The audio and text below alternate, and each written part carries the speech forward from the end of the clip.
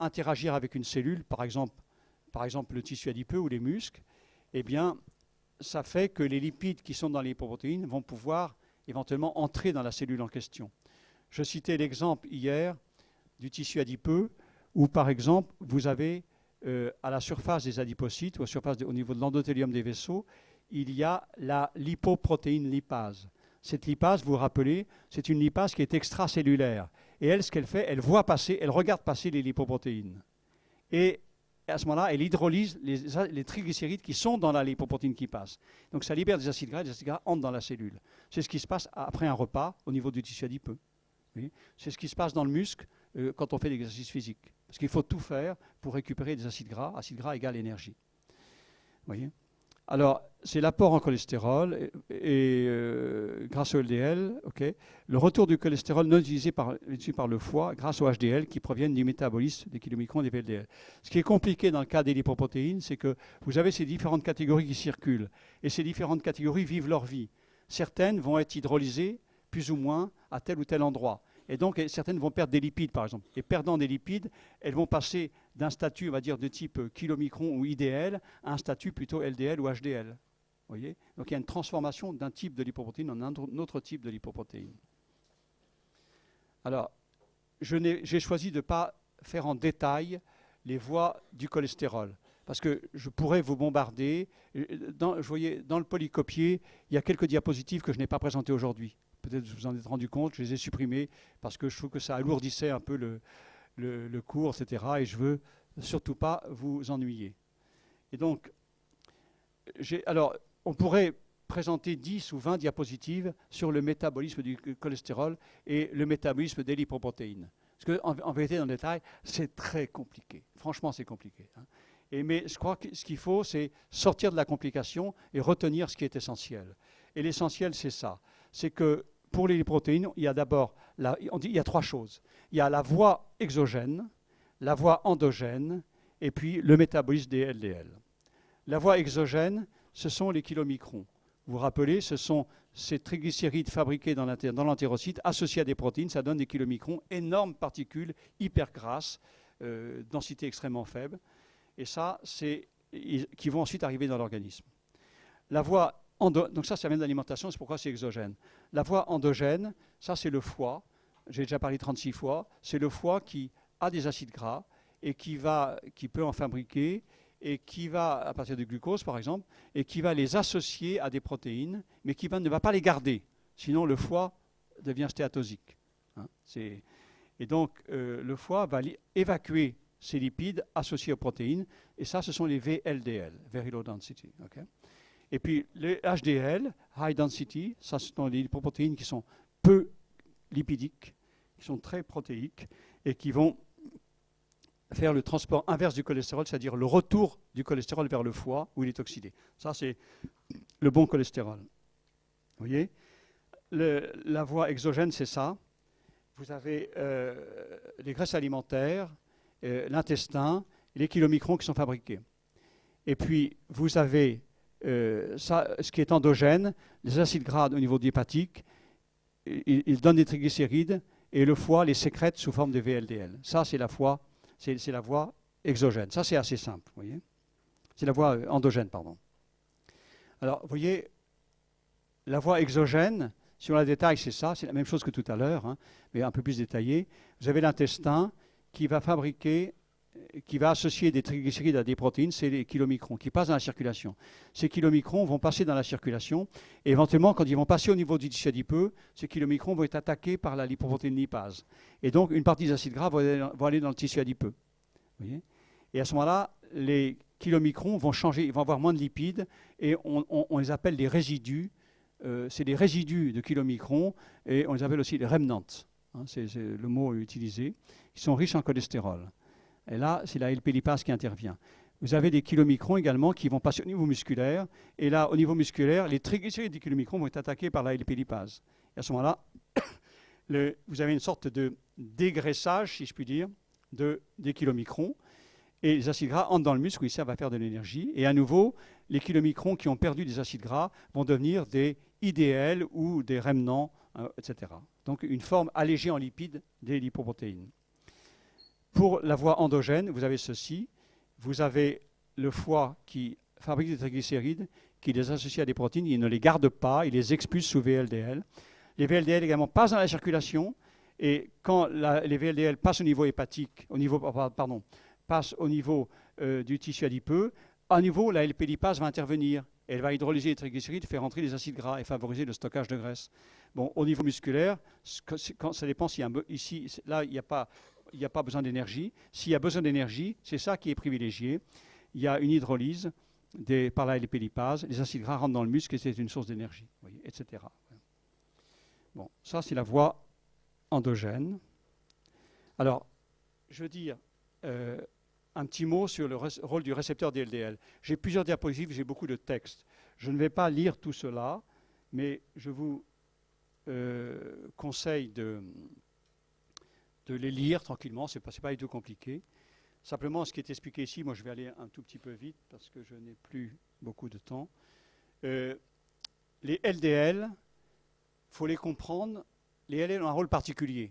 J'ai insisté sur le fait tout à l'heure que les LDL, c'est ce qu'on dit qui est le mauvais cholestérol. Les LDL, c'est une forme importante de circulation des lipides et du cholestérol dans l'organisme. Et il faut éviter qu'il y ait trop de LDL circulantes. Surtout, il faut éviter qu'il y ait trop de dépôts riches en cholestérol au niveau des vaisseaux, etc. Pour les problèmes de risque athéromateux. Et alors, les LDL sont la principale source de cholestérol pour les cellules non hépatiques. Elles permettent l'entrée du cholestérol selon les étapes. À la surface des LDL, il y a l'apoprotéine B100 qui est reconnue par un récepteur. Et ces récepteurs, l'interaction avec le récepteur va faire en sorte que la cellule va en quelque sorte capter la lipoprotéine. Donc, la lipoprotéine se retrouve importée dans la cellule. C'est internalisé, vous voyez, c'est marqué ici.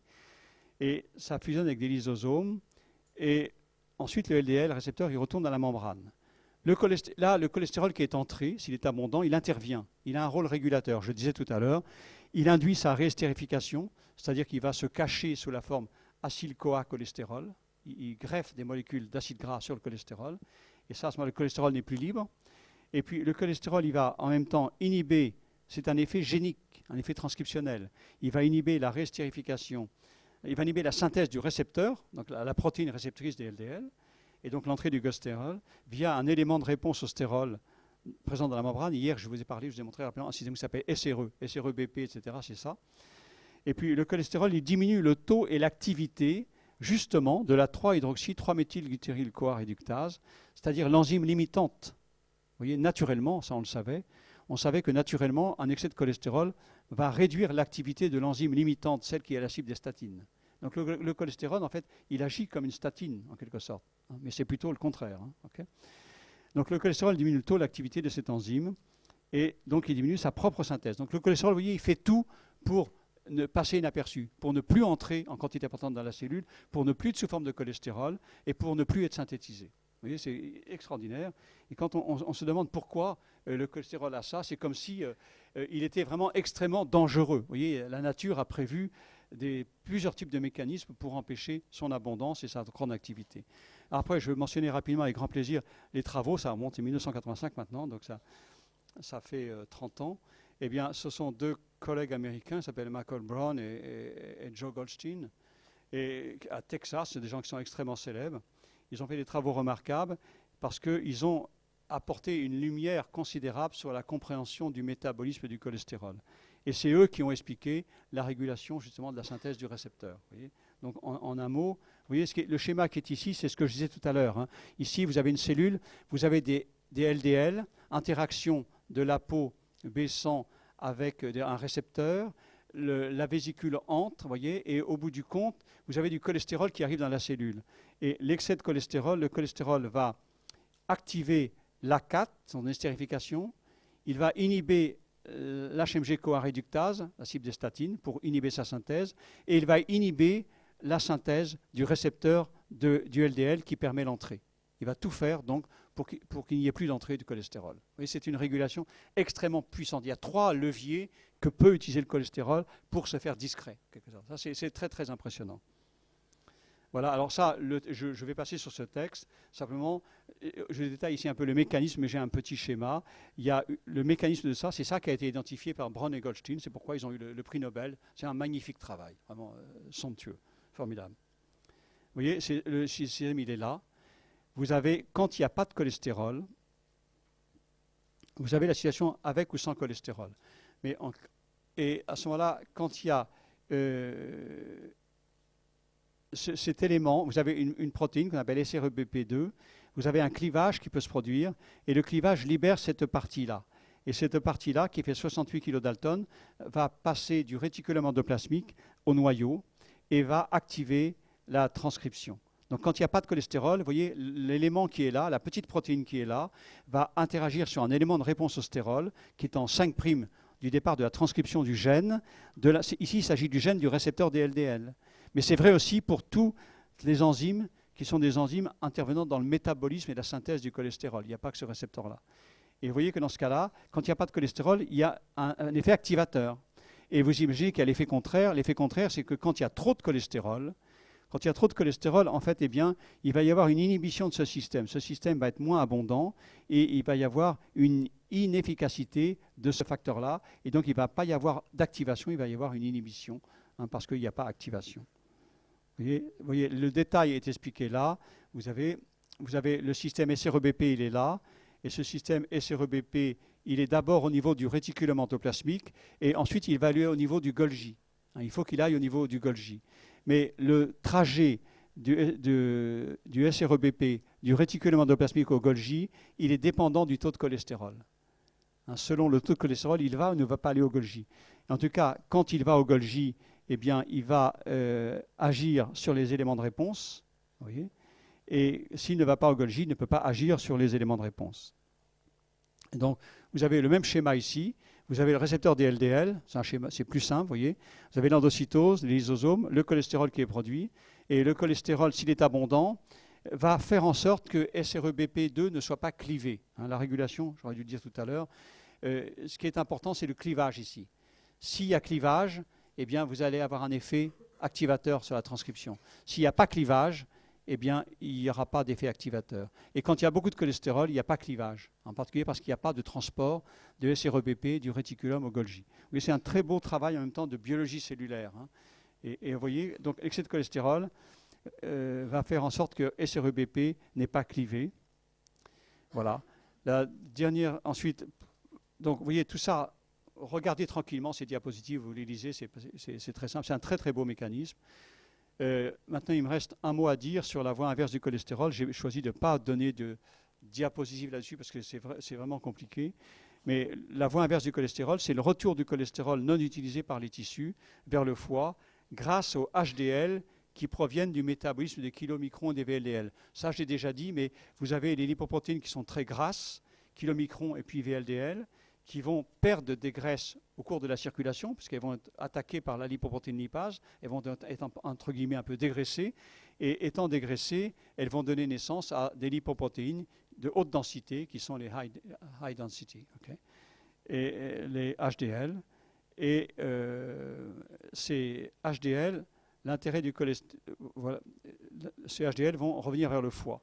Donc, juste le résumé sur le métabolisme de lipoprotéines, c'est qu'il y a la voie exogène, c'est principalement les kilomicrons, c'est ce qui permet la distribution, l'organisation, le suivi des graisses alimentaires dans l'intestin et dans l'organisme. Vous avez la voie endogène, c'est les VLDL synthétisés dans le foie.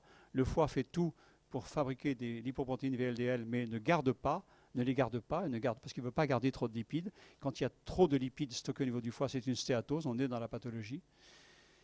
Et puis, il reste le métabolisme des HDL. Les HDL qui sont en fait produites par tout ce qui arrive aux autres lipoprotéines. Ces HDL qui, elles, sont pauvres en lipides et riches en protéines, eh bien, elles ont une fonction capitale qui est qu'elles sont riches en cholestérol et elles vont ramener le cholestérol vers le foie. Et le foie va oxyder le cholestérol. Donc, les HDL méritent bien leur nom de bon cholestérol, puisque ces HDL vont favoriser l'élimination du cholestérol. Évidemment, il ne faut pas voir le cholestérol comme étant un poison absolu, disant il faut absolument l'éliminer, etc. Ce n'est pas le message que je veux faire passer. Mais il est clair qu'un excès de cholestérol est rapidement pathologique. Et la pathologie le montre. Hein. Les chiffres sont absolument, absolument incroyables. Vous voyez. Donc, il est important que ce cholestérol, qui est essentiel à la fabrication d'hormones, à la fabrication de membranes, à la fabrication au métabolisme de la vitamine D, etc. Ce cholestérol est essentiel. Mais il est aussi très important que son taux soit très fortement régulé. Et ce qu'on voit très bien, les travaux de Braun et Goldstein démontrent très bien quels sont les mécanismes moléculaires qui expliquent comment le taux de cholestérol est régulé, le cholestérol lui-même en excès, inhibant sa captation, la possibilité de captation, son stockage et sa propre synthèse. Donc vraiment, c'est le fait que la nature ait inventé ce HDL, c'est sûrement une très bonne chose. Mais malgré tout, il y a toutes sortes de problèmes. Je pense que dans d'autres types de cours, on vous expliquera vraiment la physiopathologie du cholestérol, le cardiovasculaire, etc. Là, il y a beaucoup, beaucoup de choses à faire, beaucoup de travail et une grande formation à acquérir. Voilà, je vais arrêter là. Merci à vous.